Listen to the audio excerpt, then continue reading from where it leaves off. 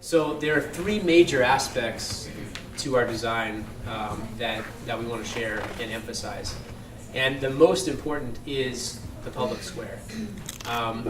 Towns and cities all over the world and communities all over the world, have always historically, created a real spatial center. Instead of building big skyscrapers in the middle, right in the middle there's always an open space. It's a real civic space, a space for everyone that belongs to everyone, and is essentially reserved for no one. It's for everybody. We want to create this, and we want to make it real. We want to make it a very vibrant space. It is a public and urban space, so it's not like a park. It's not a green space with lots of trees. It's an urban square. So there are places to sit. There are places for business to spill out into the square. Places for the farmers market to open up its stalls, hopefully every week, maybe even more than that. And for festivals like Rock the Block to multiply and potentially become cultural festivals that represent different groups within the community, so that the place is enjoyed and used by all.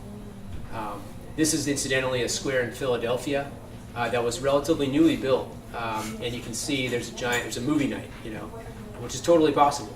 And it could be amazing. I mean, Metro East Community Media is here. There's an awesome potential to have this and locally broadcast things and have real immediate feedback with the community and an opportunity to broadcast yourself right in the heart of the square. In general, vibrant pedestrian areas. So I think what a lot of so-called suburbia or sort of sprawling cities in America suffer from, from an architect standpoint, is a lack of truly good pedestrian space. We do really well for cars. The cars and trucks are doing well. Look across the street at Don Pedro's and Subway. Amazing corner site, right? I mean, that's right on the corner of two of the busiest streets with the Max line, just like our site. But there's only two very small businesses there, actually. That's amazing anywhere else in the world that there's that little stuff on such a prominent place. So how do we create this? You've got to create density. You've got to create bigger buildings, a lot of opportunities for great shops, and you've got to give up on the car a little bit. Now, the car has to be there, but there need to be places that are dedicated just for people and that are comfortable, places to sit, shade, trees, lampposts, bollards, things that give people a sense of this is for me. It's not for the car. Oops. And then finally, a large market hall. As we've been thinking through this process from the beginning, it's always been a component, but it's actually gotten bigger and more ambitious, which I think is really exciting, because I think there's a huge potential for that to succeed here. There are already examples of this kind of activity. If you think of the flea market, for example, that is extremely vibrant. It may look humble, but think of all the small businesses that are incubating there. Some of them staying there for 13 years since it opened. Others that are going out and opening other bricks and mortar stores elsewhere and expanding. I mean, that is real economic success. And so that sort of activity, that sort of middle ground, small ground, is the place we want to go. And it's a beautiful space. It can be a really iconic building that defines the space and is memorable. So you remember, oh yeah, and you think of it almost with pride, like that's our hall, that's our market hall.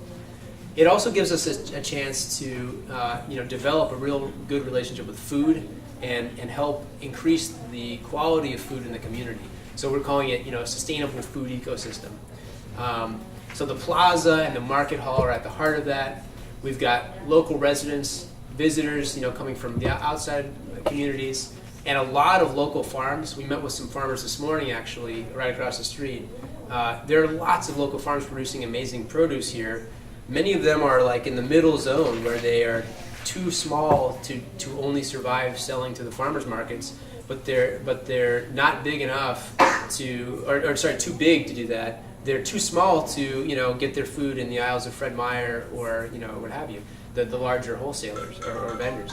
So how do you connect them together? And that's a problem we're working very hard to solve with a new typology, a market hall that connects those local farms with local vendors at a smaller scale. So there's a food marketplace. There's growing the farmers market that's already taken root here in the last couple of years, and having that grow and thrive. and become an active part of the weekly life in the square. There's also local restaurants, cafes. These are things, some of which may already exist here and could move here or open a new location. And as Josh said, a lot of them, I think, are going to probably start up or potentially move, their food cart or food truck and take that business and create a stall or set up shop, multiply, come into the market hall, and do business in a concentrated place with lots of customers. So that's basically what I just said: the incubation, the small scale vendors, and also connected with that is the idea of a commissary kitchen, a shared kitchen facility that everyone can use, basically, and you rent time effectively. But it means that in terms of the amount of outlay that a small scale startup would have to put in, now they don't have to buy all that kitchen equipment that they would if they were doing a new restaurant. And so it really gives them a head start and a leg up.